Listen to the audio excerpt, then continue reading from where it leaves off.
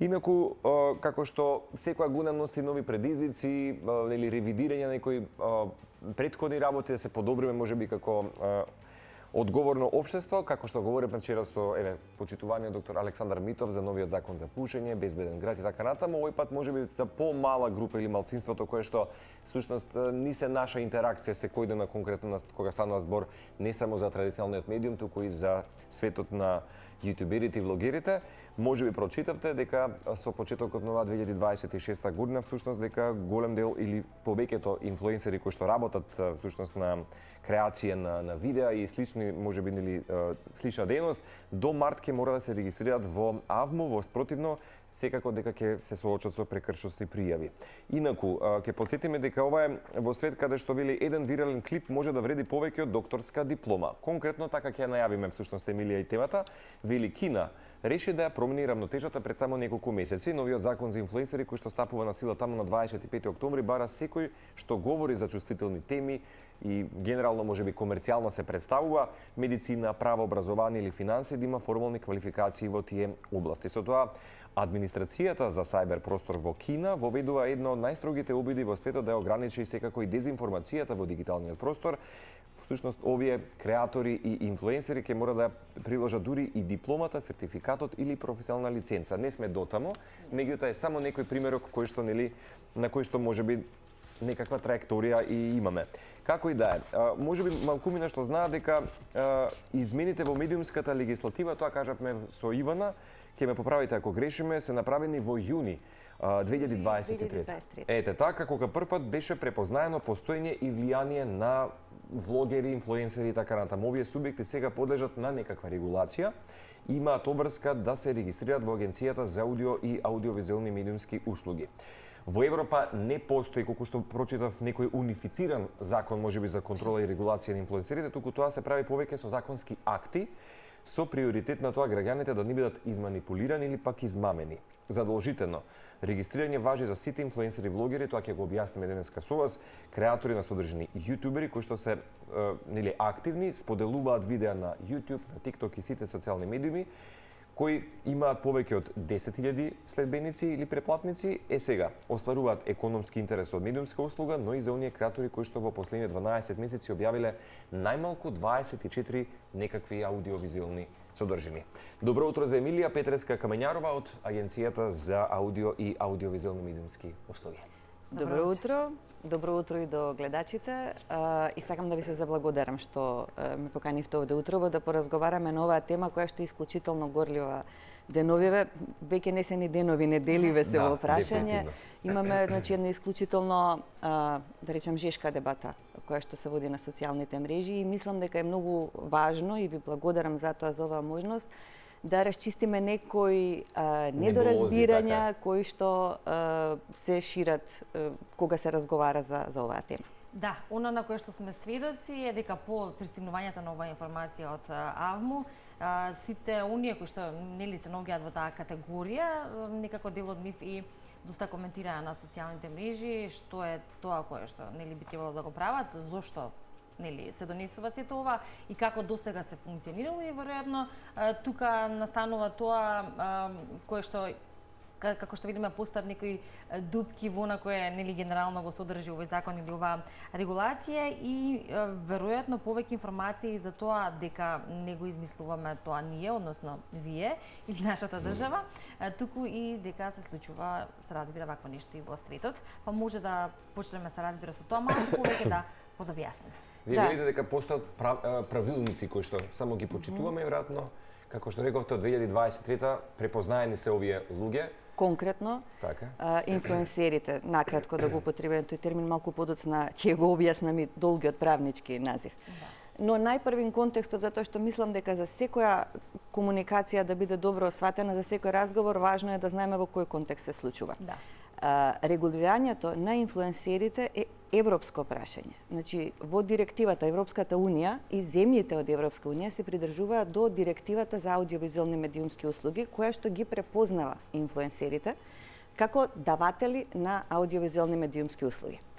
Оно што во нашето законодавство се направи во 2023 година е да се доприлагоди, да се доусогласиме со директивата, за тоа имавме обврски, како држава кандидатка и при тоа до усогласување и кај нас, и сега е тој долг назив, физичките лица кои што се даватели на аудиовизуелни медиумски услуги или да скратиме, инфлуенсерите, се препознаени како медиумска услуга. Што значи тоа медиумска услуга? Тоа значи дека некој има можност да се обраќа директно до јавноста. И тоа до доволно голем број на јавноста и да може врз неа да врши влијание. Дали инфлуенсерите во Македонија се доволно влијателни за да дојде моментот кога тие треба да бидат регулирани? Да, самиот факт што овие 2 недели имаме олкава голема дискусија е доказ дека нивното влијание е навистина големо. А една од карактеристиките на сите медиумски услуги, било да се традиционалните како телевизијата или условно кажано новите од одамна веќе не се нови, како инфлуенсерите е тоа што можат да ја постават агендата, може да повлијаат за што ќе се разговара во општеството.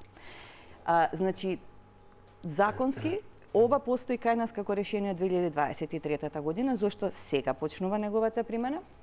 Затоа што најпрвен си постои законски рок во кој што треба агенцијата да ги подготви сега што се вика подзаконски акт. Не може се и не треба се да стои во закон. Некои работи кои што се детали, кои што се специфичности за дообјаснување се разработуваат во други акти кои што ги носи агенцијата како регулаторно тело. Ама првиот чекор што го направивме ние во агенцијата беше ние да се едуцираме. Значи обуки со нашите колеги. Затоа што и за вас е нови, И за нас е ново. Ние требаше прво да го смениме нашиот начин на размислување од традиционални медиуми на инфлуенсери, на онлайн средина. Значи да видиме што нудат платформите, кои се спецификите на функционирањето на каналите, односно профилите на нашите инфлуенсери на платформите. Која е праксата во другите европски држави за да може и да видиме кои сегменти од таа пракса одговараат за нас, затоа што ништо не се презема здраво за готово. Кои се истражувањата, бидејќи ова веќе повеќе од деценија се прави во европските држави, во секоја на различен начин, ама која е праксата и кои се истражувањата, што покажуваат истражувањата на досегашната пракса. И многу од работите кои што се наоѓа, фактички се што се наоѓа во правилникот и во водичот, значи тоа се 2 документи што ги изработивме ние, сето тоа се потпира на европската легислатива, пренесена во нашата легислатива, во нашите закони, и на европската практика прилагодена на нашите услови и на она што истражувањата потврдиле дека е најдобра опција за самите граѓани, затоа што која е позицијата на агенцијата во оваа ситуација? Како регулаторно тело ние имаме повеќе надлежности кои што ни се пропишени со закон.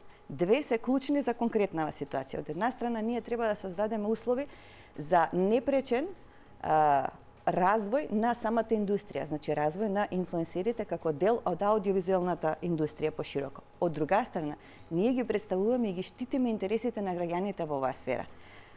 Некои од земјите од Европска унија своите почетоци на регулирањето на инфлуенсерите ги имаат во заштитата на потрошувачите. И тоа е исклучително важен сегмент. Чи граѓаните, бидејќи се директно изложени, телевизијата се уште има големо влијание во Македонија, но истражувањата покажуваат дека она што стигнува преку социјалните мрежи и тоа како има се поголемо и поголемо влијание и тоа врз младата генерација. И затоа мора во оној момент кога некој субјект во индустријата ќе поресне доволно за да може да изврши значајно влијание врз граѓаните, сега веќе да се издигне на ниво, соодветно ниво и заштитата на граѓаните. Добро рековте на почетокот дека го имаат влијанието и веројатно самите инфлуенсери се свесни дека апсолутно влијаат на тоа. Споменавте младата генерација, јас тука би споменала и повозрасната популација која што некако и подоцна се вклучува на социјалните мрежи и не толку сигурно или свесно го прати она кое што меѓу другото се пласира, од друга страна многу може полесно да се случи тоа набавување на некои рекламирани производи и така натака, но за да бидеме јасни и конкретни во разговорот, конкретно за самиот термин инфлуенсери, што е инфлуенсер според новите правила? Има ли јасен праг и критериум? Дали е тоа според бројот на следбеници, дали е тоа според бројот на објави? Што е она кое што го прави инфлуенсерот инфлуенсер? Тука стапуваат на сила тие 2 документи кои што ги спомнав. Значи, едниот е подзаконски акт, правилник, другиот е водич, не е подзаконски акт, туку е документ што го изработи агенцијата за да го приближи она што е напишано во законот и во подзаконските акти до сите граѓани. Што уредува правилникот? Марко веќе спомна некои од критериумите. Значи, правилникот утврдува во кој момент некој граѓанин, некое физичко лице кое што е во Македонија и има свој канал, некако свој профил на социјалните мрежи, треба да стане предмет субјект, подобро кажано, на регулација. Тоа е, значи, првин треба да има свој профил кој што оди преку некоја од социјалните мрежи, од некоја од платформите. Второ, треба да има најмалку 24 видеа објавено или сопствени или пренесени во последните 12 месеци. Тие видеа по својата функција треба да бидат или да служат или за информација, или за забава, или за едукација. Треба да остварува некаква економска активност и тоа е многу важно прашање, еден од клучните елементи на дискусијата што се води денева, што значи всушност економска активност. И треба да има 10.000 следбеници или претплатници. Кога почнавме да го правиме овој правилник, ги консултиравме нашите колеги од другите држави, консултиравме различни, значи има посебен документ на Советот на Европа по ова прашање. Европска аудиовизуелна обсерваторија, која што е дел од Советот на Европа, создаден со цел да ги истражува прашањата од сферата на аудиовизуелните услуги и да ги сублимира. Значи има посебна публикација за ова прашање каде што е сублимирано во која држава, не само во Европска унија, на европско тло, како е регулирано ова прашање. И многу битно, кога дојдовме до консултиравме, значи имавме помош преку посебен проект и од наши колеги од Германија, и кога дојдовме до тоа да направиме еден работен документ, ги вклучивме инфлуенсерите. Значи, првин се потрудија колегите мои кои што работат во агенцијата на овој аспект на прашањето, значи прашањето на регулацијата, успеа преку маркетиншките агенции да допрат до инфлуенсерите, да видат со кои инфлуенсери во Македонија се склучуваат договори.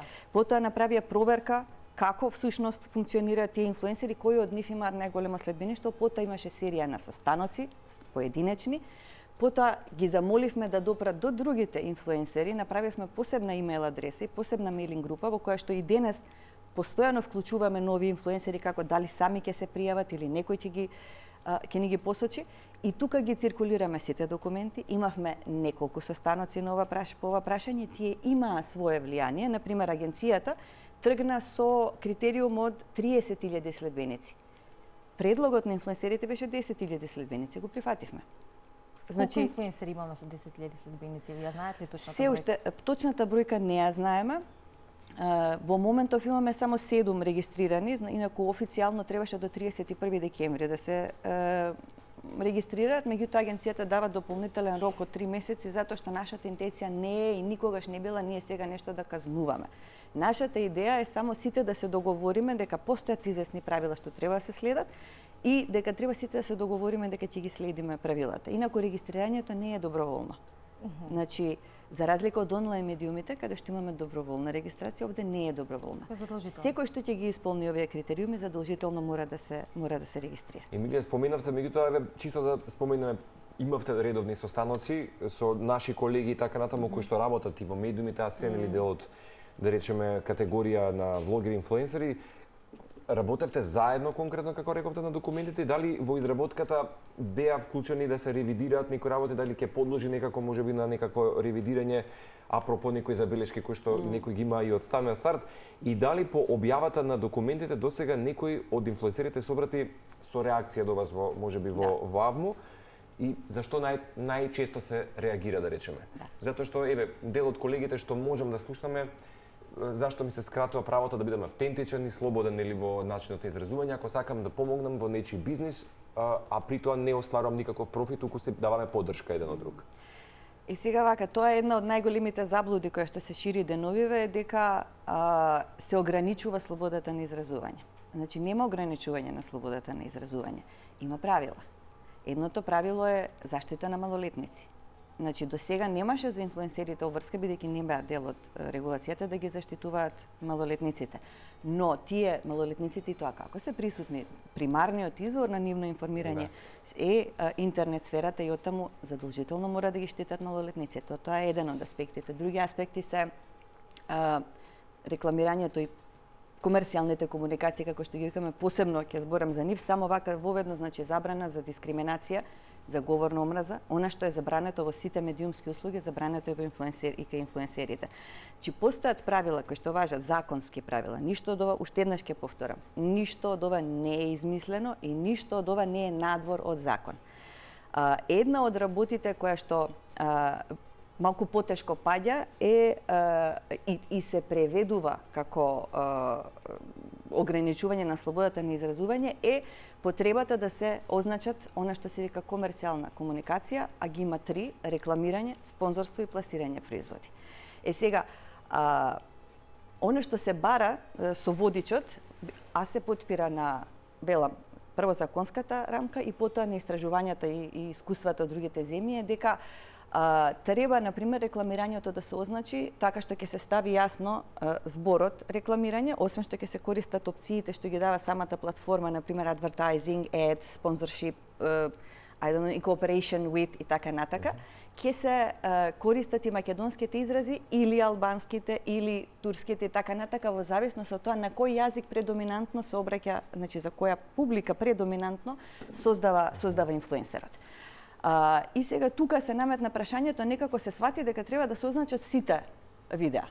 Она што во сите комуникации и во сите состаноци што ги имавме со инфлуенсерите, многу голем број пати го повторивме дека првото прашање кога прават некој видео да одговорат: дали јас од ова остварувам некаква добивка или не?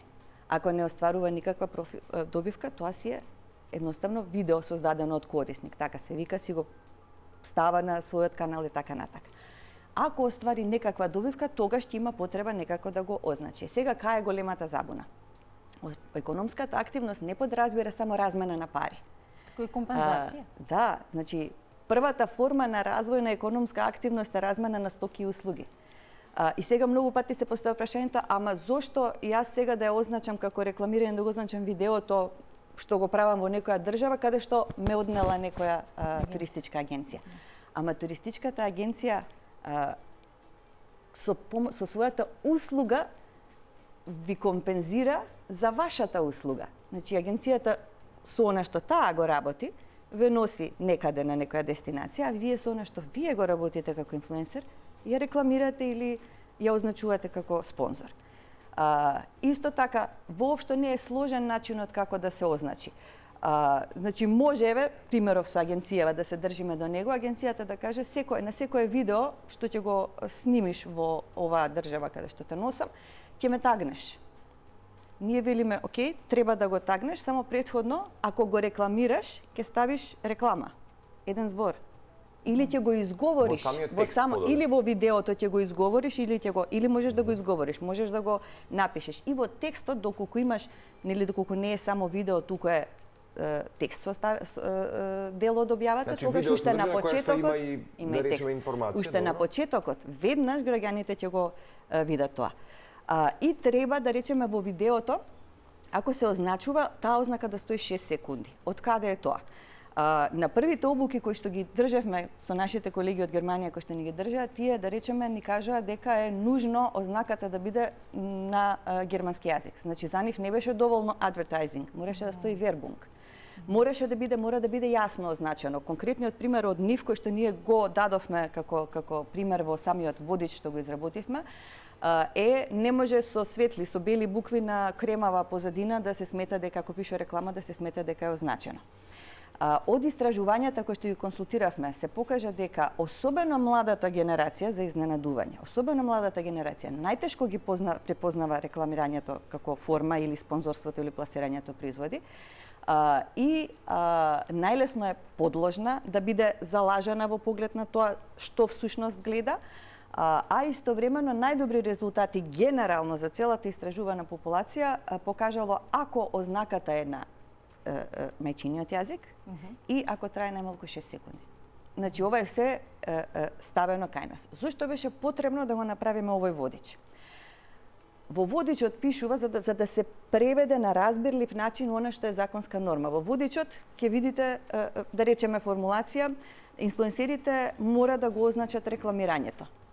во правилникот и во законот, оваа едноставна реченица ќе гласи: физичките лица даватели на аудиовизуелни медиумски услуги се должни да ги означат комерцијалните комуникации согласно правилата од членот 53 од Законот за аудиовизуелни медиумски услуги. Што е поедноставно? Првото веројатно. Значи тоа беше нашата интенција. Она што неминовно законите и подзаконските акти мора да ја користат таа терминологија. Ама ние како регулатор, за да обезбедиме добри, фер, честни и еднакви услови за развој на индустријата, мораме тоа да го преведеме. Претпоставам дека и вам ќе ви помогне во мониторингот понатаму, за да знаете и на каков начин ќе се врши мониторингот. Емилија, да речеме, сега има 150-200 луѓе кои што се некакви даватели на услуги, во случајот нели креатори.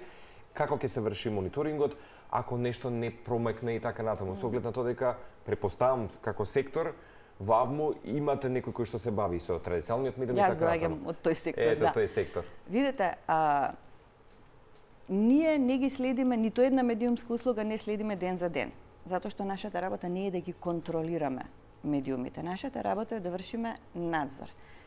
Надзорот подразбира по однапред определен план, годишен план за надзор, дека во одреден период ќе се секој месец што ќе биде предмет на надзор.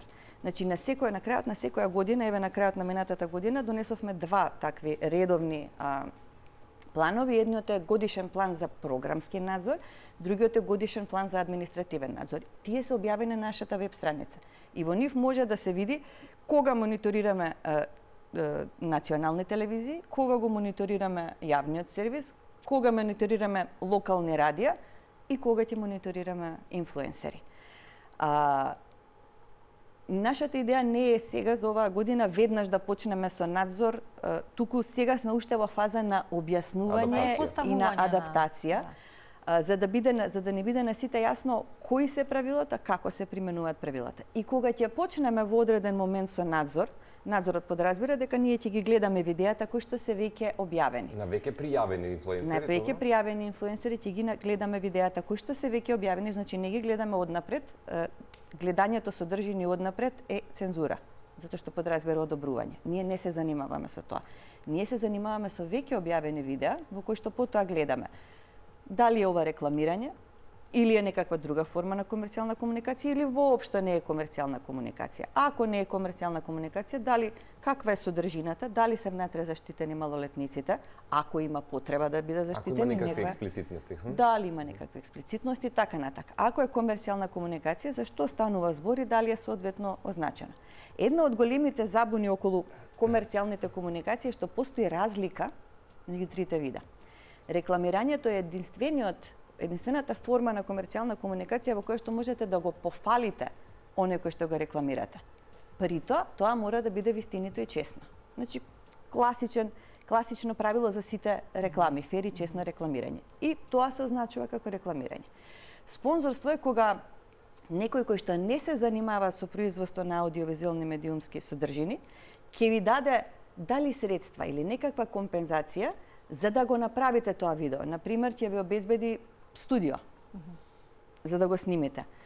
Или станува збор за некое по-високо ниво на содржина, да речеме нешто што има некаков документаристички момент во себе и потребна е малку по-специфична монтажа, ќе ви обезбеди монтажа. Значи, сето тоа значи дека ви овозможил тој некој да го направите тоа видео. И тогаш тој ви е спонзор, го означувате соодветно како спонзор, можете да кажете, да го идентификувате која е компанија, која е компанијата, каде се наоѓа во физичкиот свет, да се изразам така, кој е телефонски број, адреса, со што се занимава, како да го најдат во онлайн светот, имејл, веб страница, социјални мрежи и така натака. Сето тоа може да се каже. Меѓутоа не може да се влезе во фалење на она што го работи. Значи не може ако спонзорот произведува креми за да кажеме дека се најдобрите. Не можеме да кажеме дека се најдобрите.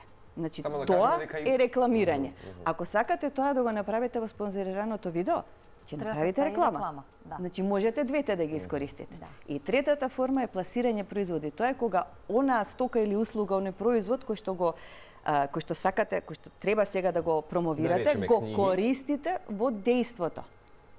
Значи, ако вашиот, еве, ги кажавте книгите, ако вашиот канал е посветен на рецензирање на книги. Значи, ако некоја книжарница или некој издавач бесплатно ви ја даде книгата, на која што вие и правите рецензија, на тој начин вие сте влезени во комерцијален однос со таа книжарница или со тој издавач, затоа што не ви е наплатена. Значи, и тогаш вие треба да означите како пласирање производи. Сега ова е малку поспецифичен пример, затоа што може некој да е собствен автор на книги и сака да збори за своите книги, тоа е веќе друга ситуација. Ама пак зависи како ќе збори за своите книги, зашто ако збори за своите книги, зборувајќи од аспект на тоа како ги напишал или како решил одредена ситуација е една работа. Ама ако збори за тоа дека ова е мојата најнова книга, најдобра до сега, можете да ја купите овде и така натака, ќе оствари приход со тоа, нели? Еден од најкласичните, за да биде најасно за гледачите, еден од најкласичните примери на пласирање производи се случува во готварските шоуа. Некој ви ги дава продуктите за да го направите рецептот.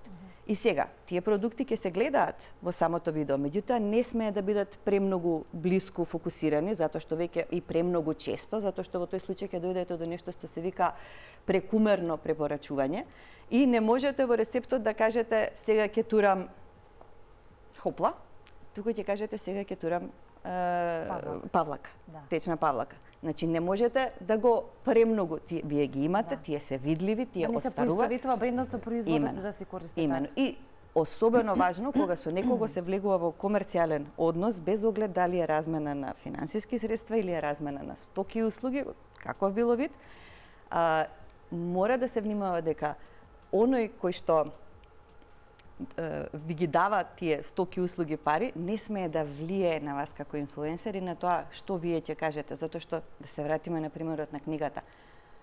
Ако ви ја дадат книгата, вие ја прочитате, правите рецензии и не ви се допадне, вие треба да кажете дека не ви се допадне и да кажете зошто не ви се допаднала. Само затоа што се ја добиле бесплатно не можете и да ја препорачате. Да, но тоа вие веројатно не можете да го контролирате. Не, тоа не можеме да го контролираме, затоа мора спроведувањето да дојде од самата заедница. Секој, значи, која е поентата? Во овој момент едукацијата. Да, во овој момент инфлуенсерите кога се регистрираат стануваат професија.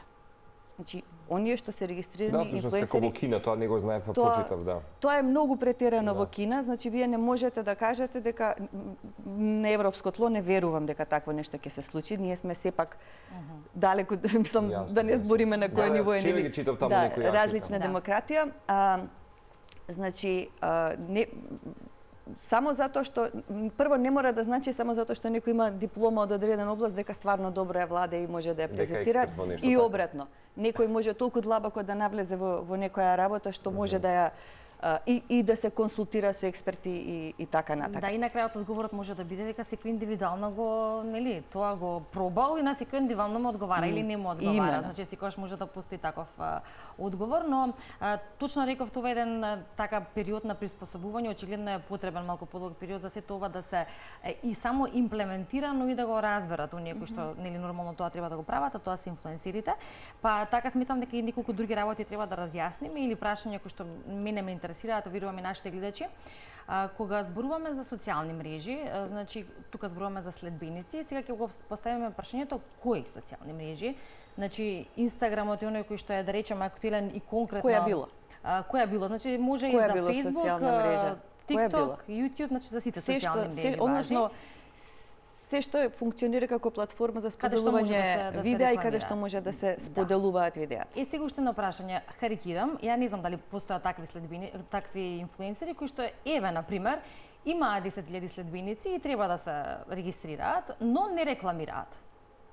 Или имаат 5.000 следбеници, не се во критериумот за оние кои што треба да се регистрираат, но рекламираат. Како го регулирате тоа? Обврската е дека сите критериуми мора да се исполнат кумулативно. Ако не се исполнува еден критериум, се уште не сте стигнати до нивото инфлуенсер, не е стигнат до нивото да биде субјект на регулација. Значи може да има сите може да има 50.000 следбеници, да не остварува никаква економска активност, не се регистрира затоа што нема економската активност. Или не знам, има 23 видеа во последните 12 месеци. Значи мора за да се зошто е тоа направено? Тоа е браната против прекумерната регулација која што би ја угушила креацијата и развојот на индустријата. Значи мора да се исполнат сите овие 6 критериуми заедно за да не се угуши развојот на самата сфера. Значи, некој треба да почне да работи, па да види дали добро се снаоѓа. Тоа значи, па тие помалку следбеници можат да рекламираат без овие правила? Ама сепак би требало професионално да се придржуваат до овие правила. Значи, тие не се законски обврзани, меѓутоа, како што важи и за другите медиумски услуги и за новинарите генерално, без оглед дали се вработени во некоја медиумска куќа или се фриленсери, постојат не само пишани законски правила, постојат и правила на професијата. И тоа е она што сакав преска да го кажам кога реков дека инфлуенсерите сега стануваат професија. Значи, вие имате етички правила кои што доколку со почит се однесувате кон она што го работите и особено кон граѓаните кои што се ваша, не мора да ви се следбеници и претплатници, тие може само да одат на вашата страница, на вашиот профил и да ве гледаат. Вие треба да покажете должно почитување кон нив и да не ги злоупотребувате, затоа што секоја форма на комерцијална на рекламирање, ајде да одиме на едноставниот збор, секогаш кога имате рекламирање при што не го информирате оној кој што ве гледа дека всушност нешто рекламирате, вие покажувате крајно непочитување кон него, затоа што потенцијално го заведувате во поглед на вистинската природа на она што вие го правите. Тоа е комплетно неетички и непрофесионално. Да, ние сме биле сведоци на такви примери кај нас. Сите секогаш. Токму за тоа, за оние кои што откако ќе се тоа ќе се нели воведе и ќе се нели инфлуенсерите ќе се регистрираат, започнува тоа од март. И за оние кои што тоа нема да го направат и да речеме ќе има пропусти, нема да се почитуваат овие правила, односно овој закон, кои се санкциите, што е она кое што потоа следува? Агенцијата ќе ги лоцира. Значи, ние постојано настојуваме и преку нашите знаења, преку нашиот, како би се рекло, професионален капацитет, но и технолошки да го следиме развојот. Постојат софтвери кои што со вештачка интелигенција, кои што можат веднаш вадат податок кој е присутен на која социјална мрежа, со колку број следбеници, претплатници, колка број на видеа може да се види дека има. Значи, ние ќе најдеме начин да ги најдеме потенцијалните инфлуенсерите кои што потенцијално треба да се регистрираат, а понатаму со нив ќе провериме дали ги исполнуваат сите 6 критериуми и ќе ги поканиме нели да се регистрираат. Доколку не се регистрираат, тоа е вршење дејност без регистрација и е казниво согласно законот за аудио-аудиовизуални. Прекршување на законот, поради што агенцијата потоа поднесува пред судот покренува прекршачна постапка. Судот е тој кој што одлучува дали е склучен прекршокот и ако е случен, колкава е казната. Значи, законот обично има од до казни. Практиката на судовите е да ја одмеруваат казната во зависност од големината на субјектот, значи пропорционално, пошто и при казнувањето поентата не е да се уништи субјектот. Поентата е само да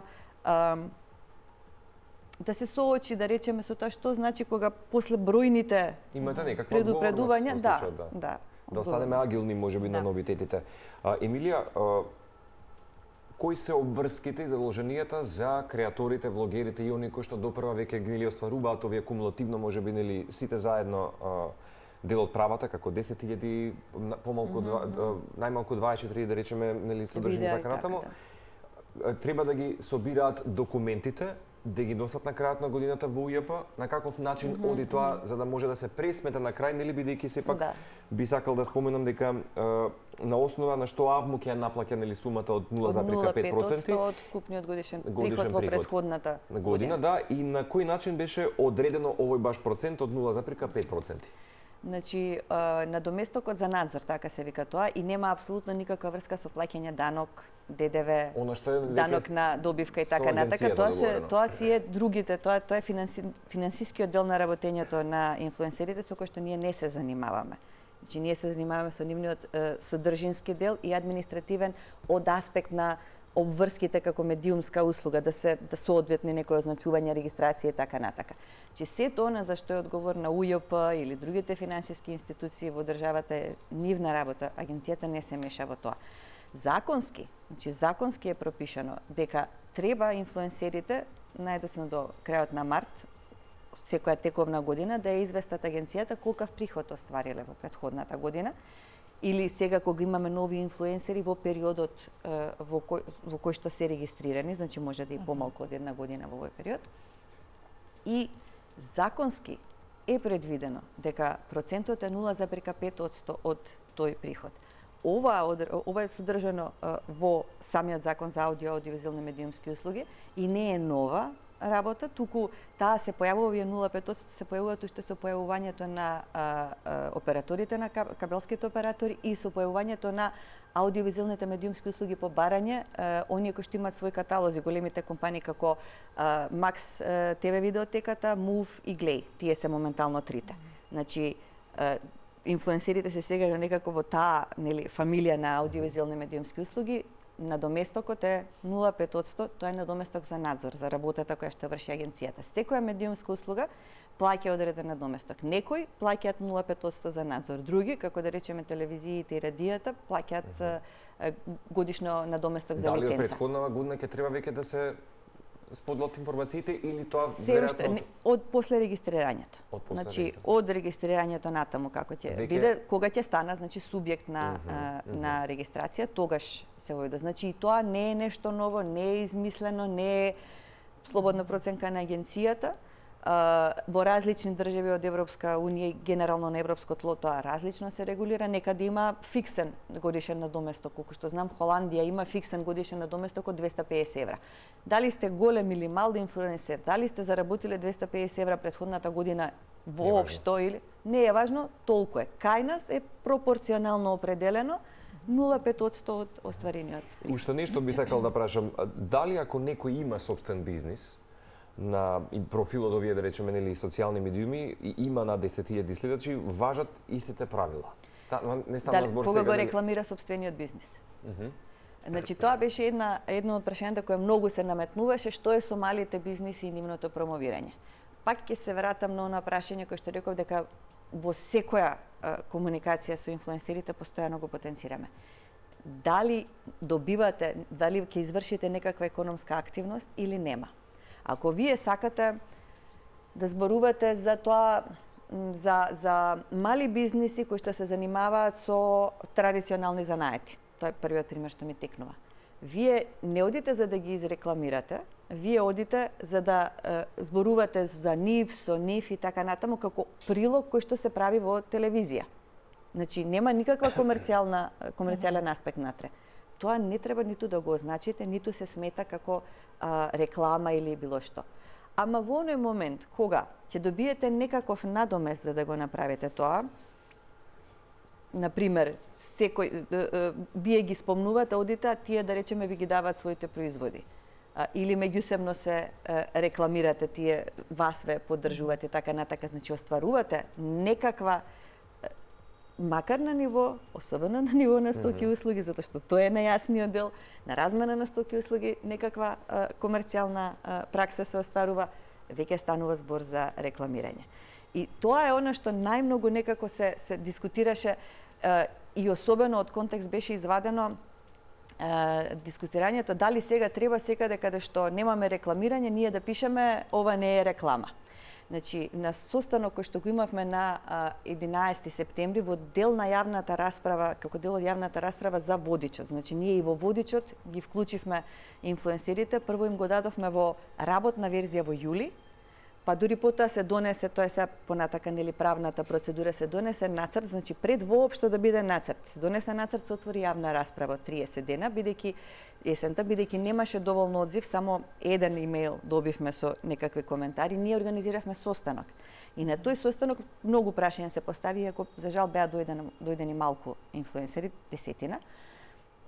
И меѓу другото беше, ама што правиме сега ако имаме анбоксинг видеа, нели сите ги знаеме, имаме некаков производ и сега го отвараме и го објаснуваме, или хол видеа, односно сме биле, не знам, работи, нешто се случува во видеото, ние уште имаме и други некаков комерцијален момент или не знам, сме биле да си купиме нешто и сега еве што си купив денеска.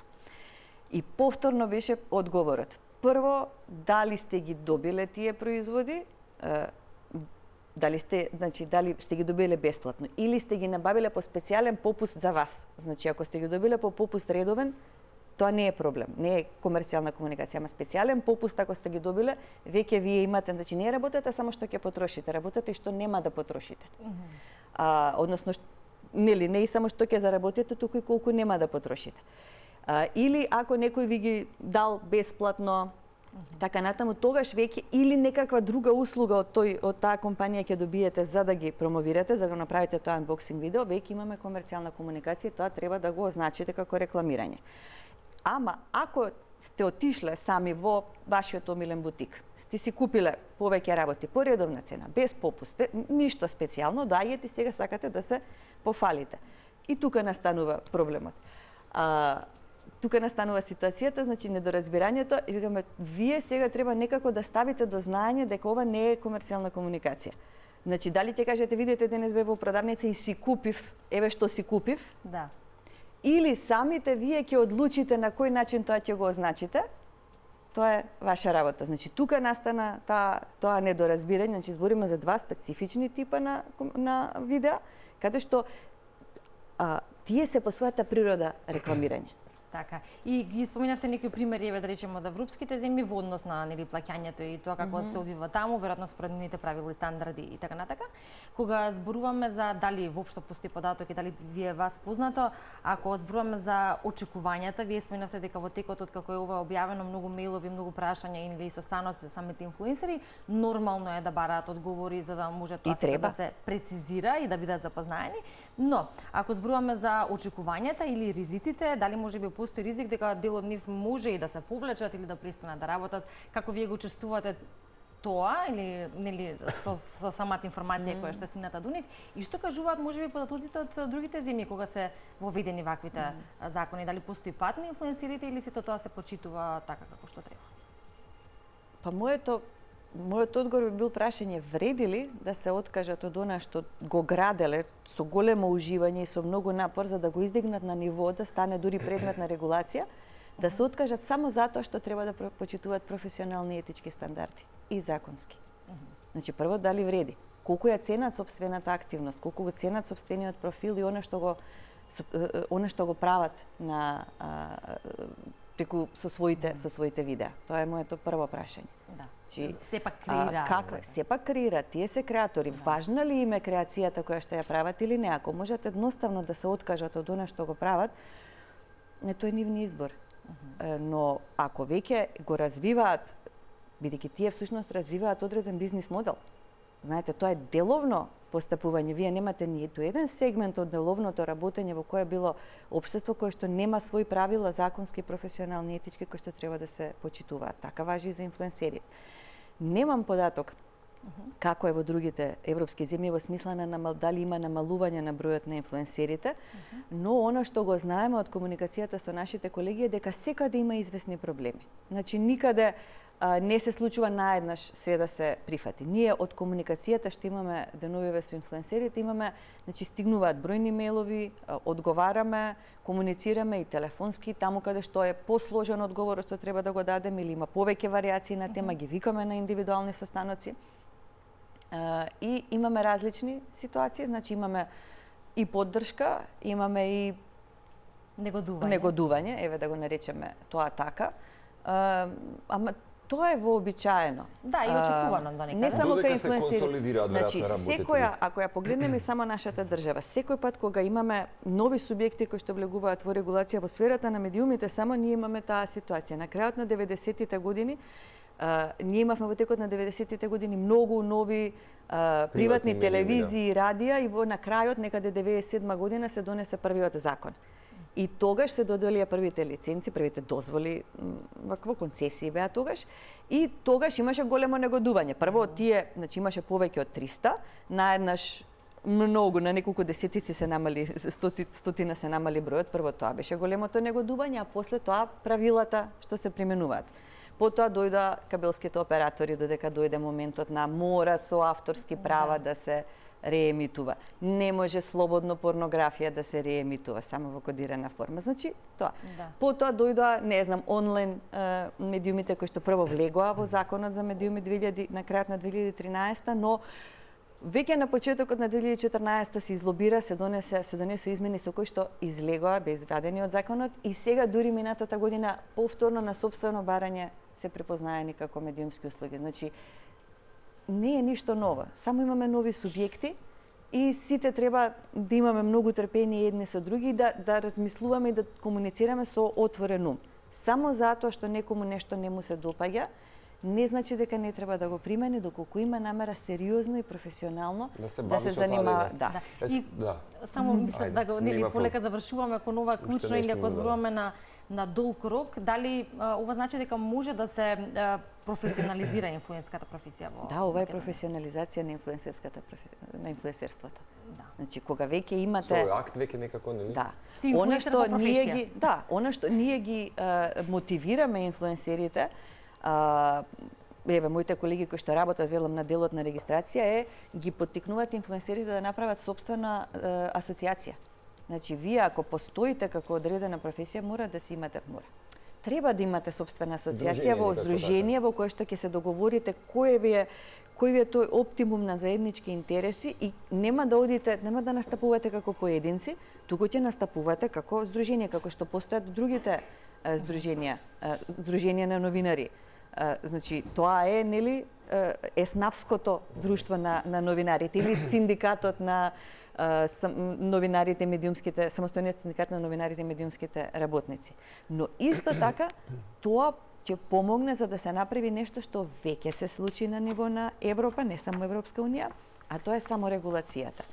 Етичките стандарди се секогаш предмет на саморегулација. И неопходно е инфлуенсерите да се саморегулираат, да се договорат, како што има нели кодекс на новинарите или имаме потоа дополнителен кодекс за функционирањето на медиумите во онлайн просторот, кој што се од Советот Здружение новинари и Совет за етика во медиумите, така и инфлуенсерите треба да се договорат кои се етичките норми кои што ги следат и сами како еснав да се поттикнуваат, да го потребам тој збор, едни со други да се придржуваат, затоа што една работа која што никако не смее да се случува е да си бидат еден на друг нелојална конкуренција со тоа што ќе го кршат законот или што ќе постапуваат во рамки на законот, ама не етички. Само за крај би прашал дали да речеме од овие правилници и водичи некаде постоја можеби ревидирање на некои од овие земји каде што сепак додека се адаптира самата заедница на креатори така натаму, нели мора да подложат некакви измени додека се најде некаков еквилибриум. Да, значи ние да речеме конкретно во текот на јавната расправа на состанокот за кој што спомнав на 11 декември се отвори прашањето што со така наречените giveaway, односно дарувања би било тоа на македонски како што самата инфлуенсерка го постави.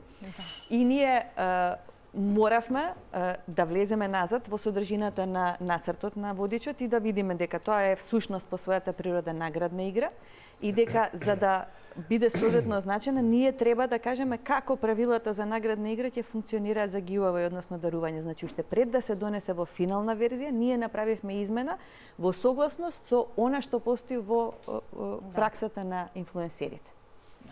Емилија, ви благодариме многу за овој вака исцрпен разговор. Ви благодарам. Сигурно има уште дополнителни, можеби нејаснотии, ама сигурно ќе тема и овие прашања кои што се поставуваат во овие денови или во овој период, особено упатени од инфлуенсерите, но се разбира, треба и целата македонска јавност да биде запознаена, нели чисто како што би требало да ги познаваме другите закони, така и ова. И сметам дека ќе имаме можност и прилика и во иднина тоа кое што дополнително ќе биде нејасно да го разјасниме, па и во утринска на Телма.